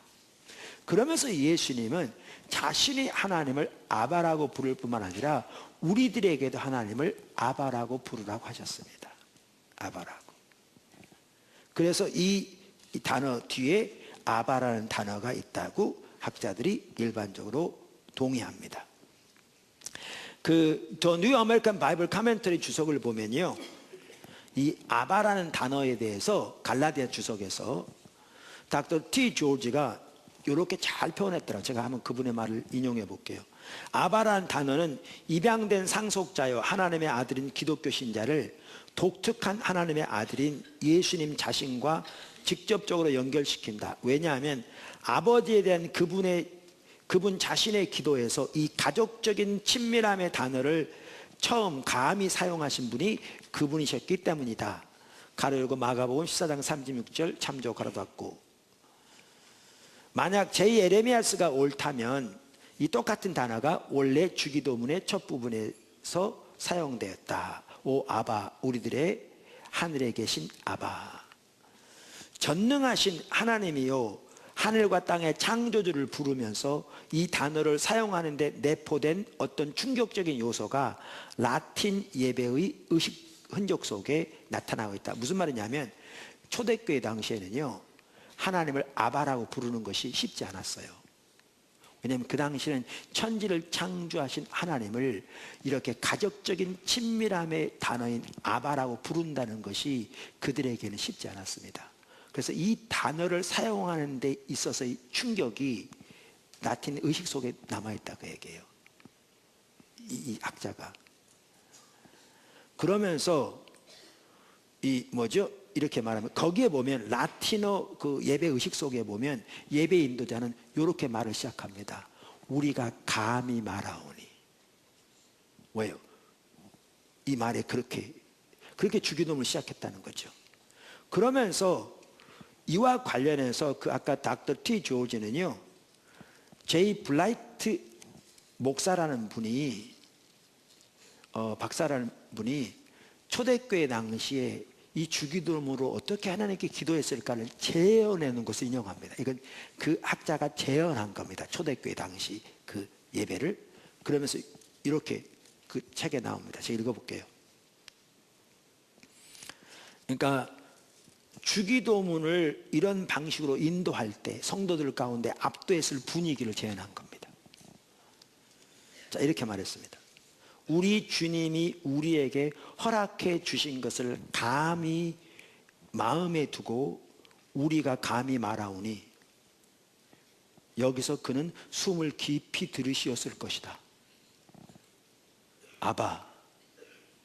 모든 사람이 움찔하고 놀라는 동안 그는 잠시 멈췄을 것이다. 그러면서 주님의 나라 임하시며 주님의 뜻이 이루어지이다. 이 순간이 초대교회 예배에서 절정과 긴장의 순간, 즉 믿는 자가 그의 아들됨을 경험하고 하나님께서 그를 거의 두려울 만한 친밀함으로 이끌고 계시다는 것을 느끼는 순간이었음이 분명하다. 하나님 우리를 자녀 삼으셔서 아바, 아버지로 부르라고 하신 데는요, 이토록 놀라운 뜻이 있습니다. 그러면서 예수님께서 뭐라고 우리에게 기도하라고 하셨냐면 하늘에 계신 우리 아바라고 기도하라고 하신 겁니다. 그러니까 여러분이 하나님께 기도로 나갈 때 뭐부터 나가야 되냐면, 우리를 하나님의 자녀 삼으시고 우리로 하여금 하나님을, 천지를 창조하신 하나님을 이토록 아바라고 부르게 하신 그 하나님의 사랑이 얼마나 크고 놀라우며, 그 예수님 안에서 우리가 가지는 신분이 얼마나 위대하고 고귀하고 놀라운 것인가를 인식하고 나가야 합니다. 이게 기도의 출발점입니다. 이거부터 인식하고 나가야 합니다. 여러분이 기도로 나갈 때, 그래야 여러분의 기도가 비로소 올바로 될 수 있습니다.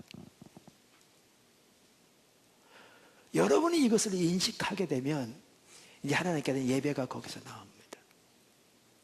예배가 하나님의 하나님 되심을 인하여 우리에게 베푸신 하나님의 그 하나님은 자비와 사랑을 인하여, 그리고 하나님께서 예수 안에서 우리에게 주신 그 놀라운 구원과 그 위대하신 신분을 인하여 그분께 찬사를 드리고 그분을 기뻐하는 예배가 거기서 나옵니다. 그래서 제가 그냥 예배 그랬을 때 그냥 뭐 일반적인 순서를 따른 예배를 말하는 게 아니고, 이렇게 예수님 안에서 우리에게 주신 하나님의 그 위대한 사랑과 우리에게 주어진 신분을 인식하고 그 토대 위에서 주님을 마음껏 예배하는 대로 나가야 한다, 그 뜻입니다. 할렐루야.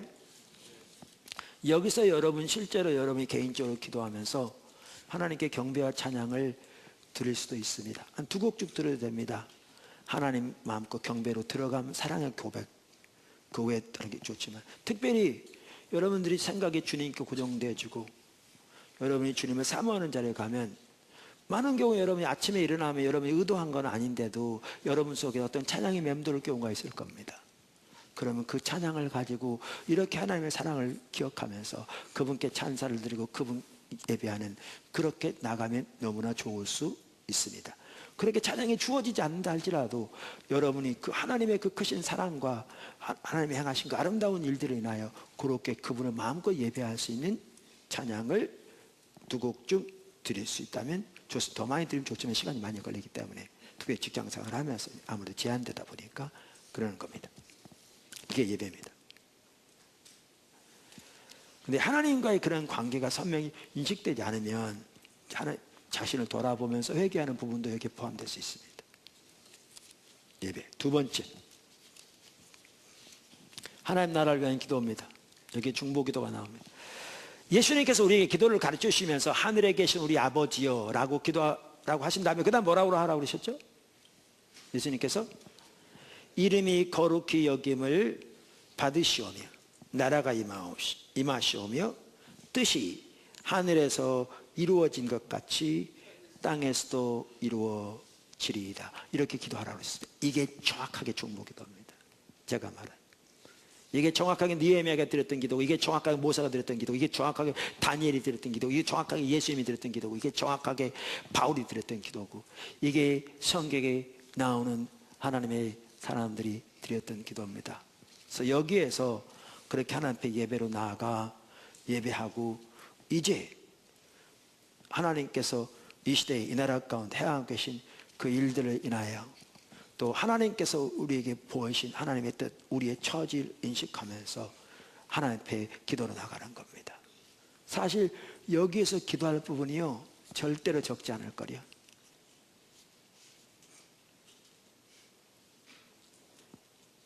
포도나무 교회뿐만 아니라 나라의 모든 교회를 위한 기도가 거기 들어갈 것이고요, 열방을 기도도 같이 갈 것이고요, 목회자들을 위한 기도도 같이 갈 것이고요. 여기에 그 기도가 나옵니다. 그래서 여기서 이제 중보기도가 나오죠. 아까 살펴본 대로. 그 다음 세 번째, 자신의 필요를 위한 기도입니다. 예수님께서 우리에게 그렇게 기도하라고 하신 다음에 뭐라고 기도하라고 그러셨죠?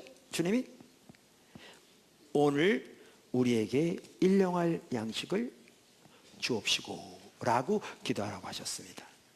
그러므로 여기에서 우리는 어떤 기도를 드립니까? 이제 이 단계, 세 번째 단계에서 우리는 자신의 영육간의 필요를 위해 기도합니다. 그 기도도 당연히 기도의 자리가 있습니다. 어떤 사람들은 하나님의 얼굴을 구하고 주님을 찾으라고 그러니까 자기가 많은 필요가 있는데도 그것을 애써 무시하는 경향이 있는데, 우리의 필요를 위해서도 기도하는 것도 예수님이 기도하라고 하신 내용 중에 하나입니다. 여기에 그 기도가 나옵니다. 근데 이때에도 중요한 게 그겁니다. 우리가 이미 과거에 살펴본 것처럼 그저 주세요 주세요 주세요라고 하는 게 해답이 아니죠. 하나님은 우리의 머리카락까지 세신 바 되신 만큼 우리를 다 아시며 우리를 그렇게 사랑하셔 구원하시고 우리의 삶을 인도해 가십니다. 그렇다면 우리의 삶 속에 이런 부분이 있다면 그저 그 필요를 위해서도 구하기도 하지만, 중요한 것은 이것을 통해서 하나님의 뜻이 무엇이며 하나님의 의도가 무엇인가를, 또 이 삶에 대해서 내 삶이 어떻게 조정되어지고 어떻게 하나님의 뜻대로 내 삶이 바뀌어져야 될 것인가를 주님을 찾는 가운데 구하는 것이 중요합니다. 이 부분에 대해서는 기초성경 공부 2권에 있습니다. 이 부분에 대해서는. 그래서 여기서도 자기를 위한, 오늘날 사실 우리가 너무 어떻게 기도할지 모릅니다. 그저 문제 닥치면 주세요 주세요 주세요라고 구하는 걸 그저 기도라고 생각하는데, 아니면 자신을 위한 필요를 위해서도 우리는 기도합니다. 여기에서 네 번째, 관계를 돌아보면 기도합니다. 관계를 돌아보면서 기도합니다. 자, 예수님께서 그 다음에 뭘 위해 기도하라고 그랬죠? 여러분, 제가 말한 걸 기도가 잘 생각이 안 나면 주기도문 생각하시면 됩니다. 여기 다 있으니까. 예수님께서 우리에게 기도하라고, 어떻게 기도하라고요? 우리가 우리에게 죄 지은 자를 사하여 준 것 같이 우리 죄를 사하여 주옵시고, 그렇게 기도하라고 하셨습니다. 그러니까 이 말은 나로부터 시작해서 주변의 관계를 다 돌아보는 겁니다. 그리고 막힌 관계가 있으면 이제 그걸 놓고 하나님 올바로 잡는 겁니다. 내가 회개할 거 회개하고, 상대방 용서할 거 용서하고, 하나님께 맡길 거 맡기고, 상대방 축복하고 축복하고, 이렇게. 우리가 보통도 주와 동행하는 삶을 살면 이런 사람들이 많지 않을 겁니다. 그러나 그때그때 살아가는 과정에서 직장생활 하다가 뭐 학교생활 하다가 또 가정에서도 이러한 일이 있을 수 있습니다. 그런 부분 합니다. 그 다음에 또 여기 관계를 돌아보면서 기도한다고 그러는데, 가장 가까운 영적 동심원, 자기 가족, 자기 형제, 친척 이렇게 쭉 나가서 기도합니다. 저는 여기에서 제 아내, 저희 어머니 위해 기도할 뿐만 아니라 우리 새 아들을 위해서 기도하고요, 새 며느리를 위해 기도하고요, 손자들을 위해 기도하고요, 저를 뺀 5형제를 위해 기도하고, 형제 아내들을 위해 기도하고요, 5형제 자녀들을 위해 기도합니다. 이렇게 당연히 포도나무 교회를 위해 기도하고, 선교 선교회를 위해 기도하고, 관계를 생각하면서 관계의 동심원 아닌 사람들을 위해 기도합니다. 자기부터 시작해서 가장 가까운 가족부터 위해서 기도하십시오. 아멘. 그 다음에 다섯 번째, 영적인 보호를 위해 기도합니다. 예수님께서 기도하라고 하셨습니다. 뭐라고요? 우리를 시험에 들게 하지 마옵시고 다만 악에서 구하옵소서. 예수님이 우리에게 기도하라고 하신 내용입니다. 그러므로 우리는 영적인 보호를 위해 기도합니다. 자신을 위해, 관계 안에 있는 사람들을 위해, 또 우리가 생각나는 대로 영적인 보호를 위해서, 교회 리더들을 위해서 기도할 것이고, 당연히. 자, 여섯 번째, 개인적으로 하나님의 얼굴을 더 구합니다. 사실 지금까지 이렇게 쭉 여러분들이 제가 간단히 설명해서 그렇지, 여러분 이제 하나님 앞에 기도로 나가서 그렇게 하나님 그 사랑 기억하면서 그 하나님 주신 그 지위와 신분과 은혜 기억하면서 그분께 예배하고 감사하고 또 이렇게 중보기도 나가면요, 꽤 시간이 걸릴 겁니다. 이렇게. 저 같은 경우에는 이 5번까지 오면 이제 쭉 마무리를 한편은 지었잖아요. 구할 것. 이렇게 그러면 더 개인적으로 하나님의 얼굴만을 구하기를 원하는 열망이 있더라고요. 그러니까 주님만을 알기 원하고, 주님의 영광을 더 보기 원하고, 그분의 의중을 더 알기 원하고, 그분만을 그냥 그 앞에서 머물면서 이렇게 기다리고 예배하고 이렇게 하기 원하는 그 마음이 있더라고요. 그래서 여러분도 그렇게 한번 해보시면 좋을 것 같아요. 여섯 번째, 이렇게 하나님의 얼굴을 개인적으로 더 구하는 거죠. 예. 그리고 일곱 번째, 뭐겠어요? 말씀 묵상이죠. 말씀 묵상. 우리가 교회 중보기도로 나면 하루에 중보기도 같이 할 뿐만 아니라 하루에 성경을 3장씩 읽습니다. 근데 여러분이 개인적으로 기도할 때 지금 여기까지면 시간이 꽤 걸릴 겁니다. 그래서 3장을 읽으면 좋겠죠. 더 읽으면 더 좋고요. 근데 한 장이라도 꼭 읽으십시오. 매일 한 장이라도 자세히 묵상하면서 차례대로. 제가 지금 나누는 것은 개인적으로 기도하는 걸 말합니다. 여러분의 골방에서, 여러분 직장 일찍 출근해서, 때로는 학교 가고 출근하고 난 다음에 주부로서 혼자 안방에 앉아, 아니면 부엌에 앉아, 거실에 앉아, 이렇게 말하는데, 성경을 한 장 이상 읽으십시오. 묵상하면서. 이렇게 여러분들이 나가면 아까 말한 예배와 기도와 말씀을 같이 할 수 있습니다. 그리고 여러분들이 이렇게 주님 앞에 지속적으로 개인적으로 나가게 되면 하나님과의 놀라운 친밀한 교제를 새로운 차원에서 경험하게 될 것입니다. 새로운 차원에서. 그리고 그렇게 하면 정말 하나님의 사랑과 은혜가 우리 삶 속에 넘칠 때 우리는 영적인 활력이 있습니다. 세상을 이기는 힘이 있고요. 또 여러 가지 어려운 직면한 삶에서 어려운 일들이 직면할 때 그걸 감당할 수 있는 힘이 우리에게 생깁니다.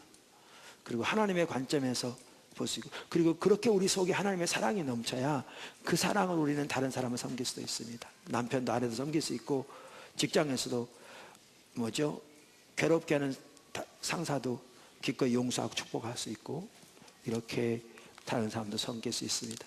그래서 그렇게 나가게 되시기를 주님으로 축원합니다. 오늘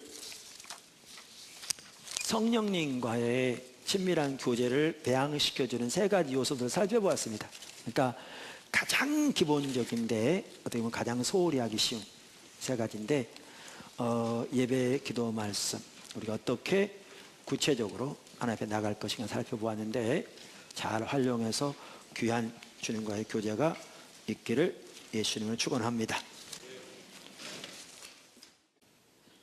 그런데 우리의 예배는 과거 한 단계 업그레이드 되었던 거기에서 더 떨어진 상태입니다. 예배를 다 살펴볼 수 없습니다. 많은 부분을 살펴봐야 되니까 한 가지만 딱 요약한다면, 이러면 찬양과 경배만 하더라도 예배 핵심인데, 어떤 분들은 우리가 드리는 찬양과 경배 드리는 예배를 잘 이렇게 낯설어 하는 분들이 있는데요. 참고로 여러분 지금 세계 거의 모든 교회들은 이렇게 예배 드립니다. 교파를 초월해서. 여러분 미국 가보십시오, 유럽 가보십시오, 아시아 가보십시오, 다른 나라 가보십시오, 아프리카 가보십시오, 남미 가보십시오. 전 세계 거의 모든 교회들은 우리가 지금 예배 드린 것처럼 이렇게 예배 드립니다.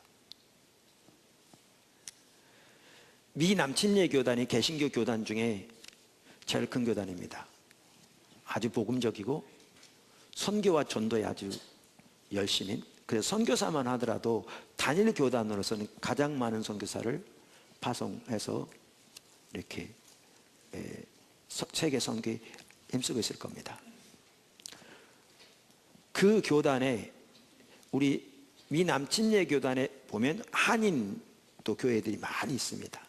그 교단에 속해 있는데, 제가 미국, 그러니까 백인들의 교회는 가본 지 오래돼서, 제가 미국 공부할 땐 가봤지만 그들을 못 가봤으니까 모르겠습니다만은, 제가 몇 년 동안 집회 미국에 다니면서 한인 교회들을 방문해서 물어본 바에 의하면 미 남침예 교단 내에 있는 한인 교회들도 100% 우리처럼 예배드립니다.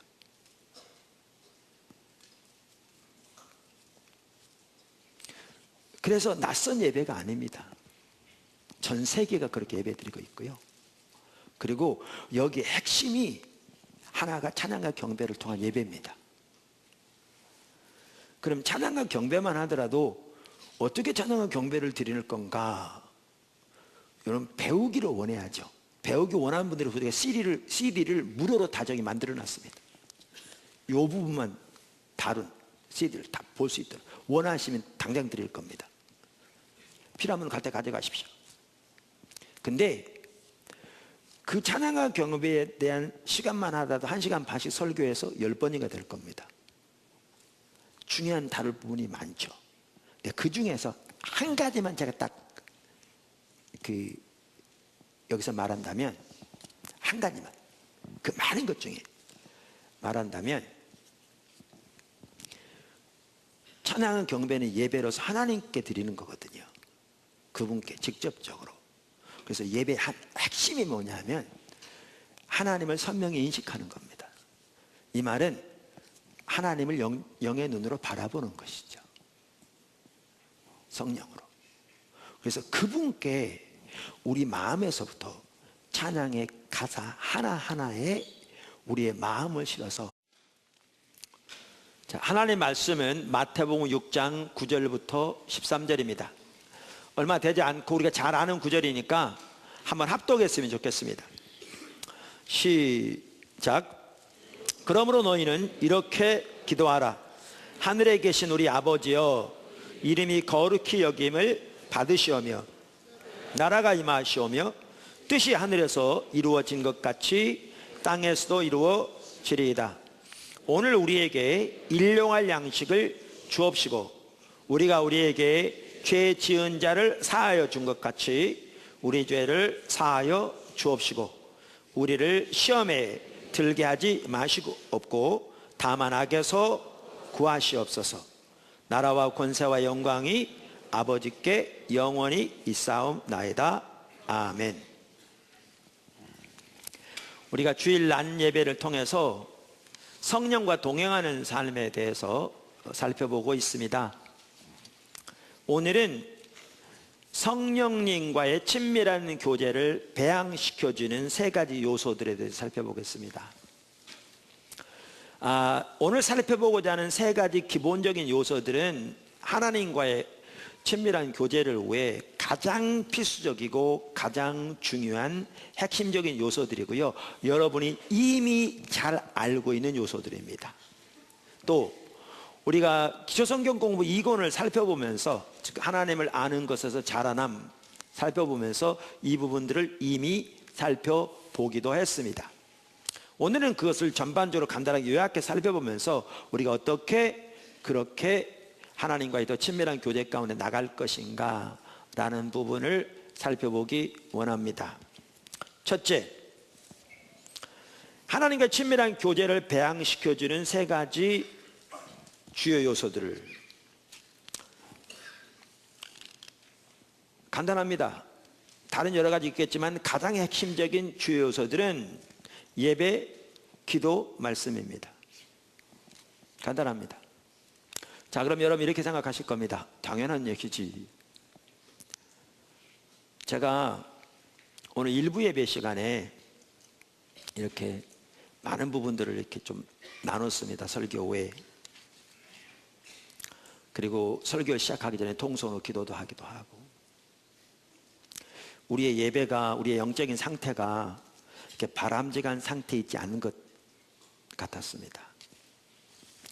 제가 물어볼게요.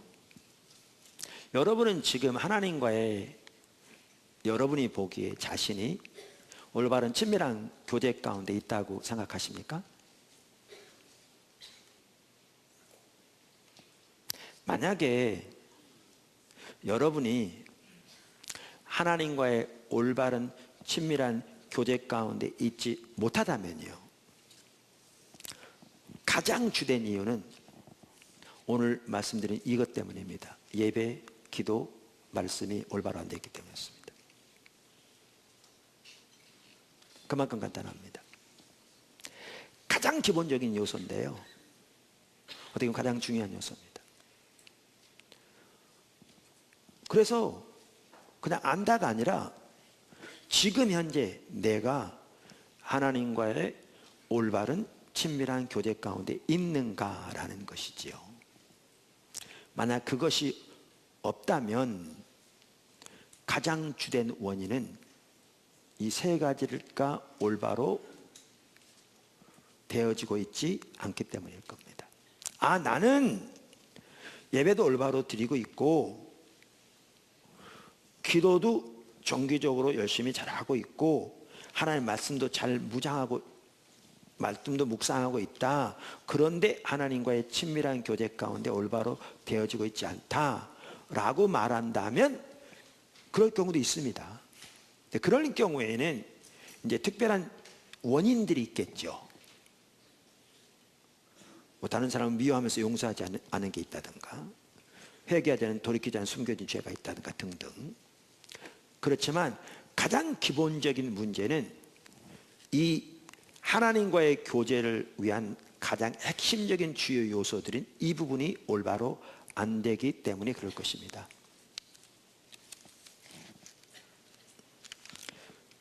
자, 첫째, 예배. 말씀드린 대로 예배만 하더라도 우리가 1년 동안 살펴봤습니다. 그러니까 여기서 그 부분을 살펴볼 수 없습니다. 간단히 언급하고 넘어가려고 합니다. 오늘은 예배는 무엇보다 하나님의 얼굴을 구하여, 다시 말하면 하나님 그분 자신을 찾아서 나가는 것입니다. 하나님을 찾는다는 말은 성경에서 하나님 자신을, 즉 하나님의 그것을 얼굴을 구한다고 성경은 말하고 있습니다. 그리고 우리 하나님을 찾을 때 하나님께서 우리에게 임하십니다. 다시 말해서 하나님께서 우리를 만나주시고 우리에게 하나님 자신과 하나님 목적과 길들을 알리십니다. 그래서 예배가 우리와 하나님과의 혹은 성령님과의 친밀한 교제를 가꾸어주는 핵심적인 요인입니다. 우리가 수년 전에 한 1년 동안에 걸쳐서 예배에 대해서 집중적으로 살펴보았습니다. 그러면서 그 당시에 우리의 예배가 한 단계 업그레이드 됐습니다. 사실 지금은요, 우리의 예배가 그 자리에서 많이 좀 떨어진 상태입니다. 예배는 생물입니다. 단순한 순서를 마치고 돌아가는 게 아니고 예배의 핵심은 하나님과의 관계이기 때문에 생물입니다. 즉 예배가 점점 자라나서 하나님과 우리 예배가 더 깊어질 수도 있고요, 우리의 예배가 점점 타락하여 하나의 종교적인 의식으로 전락할 수도 있습니다. 하나님만이 나의 진정한 신입니다. 하나님만이 나의 진정한 하나님입니다. 하나님만이 나의 힘이시고 나의 삶의 목표는 하나님이고, 요 신앙 고백이 기초하고 있는 겁니다. 그럼 그런 진정한 이해를 가지고 이 마음속에서부터 하나님을 바라보면 그분께 주님, 내가 주님께 나의 모든 찬양을 드립니다. 주만이 나의 찬양을 받으시기에 합당하십니다 라고 그 진정한 의미에서 여러분이 그분을 바라보면서, 육신의 눈으로 안 보이지만 영의 눈으로 그분을 바라보면서 그 고백을 드리는 것, 이게 예배고요. 그렇게 여러분의 예배가 주님께 드려질 때 그 예배를 통해서 놀라운 주님과의 교제가 이루어질 겁니다. 이게 우리 찬양입니다. 그냥 공중에 쏘아대는 노래가 아닙니다. 그래서 우리의 찬양의 핵심 중에 하나가, 그 많은 걸 다 한마디만 제가 언급하자면 이렇게 하나님을 선명하게 인식하고, 다시 말하면 우리의 영의 눈으로 하나님을 바라보고 그분께 우리의 마음에서부터 가사 하나하나에 그 모든 진정한 의미를 담아서 그분께 고백하는 것입니다. 이것이 예배입니다. 그렇기 때문에 우리의 찬양 예배와 우리의 삶은 분리되지 않습니다. 그렇기 때문에 우리의 예배와 하나님과 관계는 분리되지 않습니다. 하나님을 아는 만큼 하나님의 예배할 수 있고, 그리고 하나님 아는 만큼 우리의 삶이 동반되게 되어 있습니다. 진정한 예배를 드리십시오. 진정한 예배를 회복하십시오. 진정한 예배 가운데 자라나십시오. 예배는 자라나는 것이고 예배는 퇴보하는 것입니다. 예배는 생물입니다. 살아있는 겁니다. 절대로 스테디 가지 않습니다. 절대로 한 군데 그냥 고정되어 있지 않습니다. 저와 여러분의 예배가 자라나는 예배가 되기를 주님은 축원합니다. 아멘. 자, 그래서 예배가 하나님과의 관계의 핵심이고요. 둘째, 기도. 기도는 우리 영적 호흡입니다. 하나님 말씀이 성도들을 위한 양식이라면 기도는 영적 호흡이죠. 우리가 양식이 없이 살 수 없는 것처럼 호흡이 없이 살 수 없습니다. 당연합니다. 많은 분들이 당연하다고 생각합니다. 근데 아까 제가 말씀드렸잖아요. 내가 지금 하나님과 올바른 관계에 있지 않다면 이 가장 기본적인 면에 문제가 있어서일 거라고요. 대부분은. 그분께 고백하는 게 우리 예배입니다. 그분께 찬사를 드리고 그분을 기뻐하고 그분을 추구하고 그분께 간구하고 그분께 우리의 사랑을 고백하는. 그런데 여러분 중에 적지 않은 분들의 예배가 거기서 떠나 있습니다.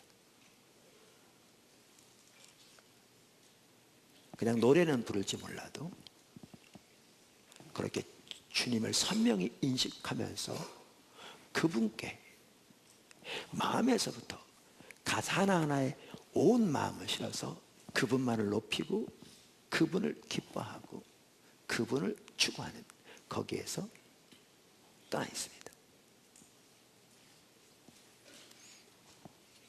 자, 보세요.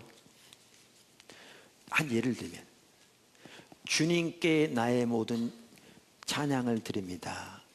주님만이 나의 찬양을 받으시기에 홀로 합당하십니다. 이 찬양을 드린다고 하십시다. 여러분이 사랑하는 것을 여러분이 예배하게 돼 있습니다. 그리고 그것을 삶에서 추구하게 돼 있습니다. 자, 그러면 여러분의 인생에서 돈을 많이 버는 게 여러분의 인생의 목표라면 여러분은 돈을 예배하는 사람입니다.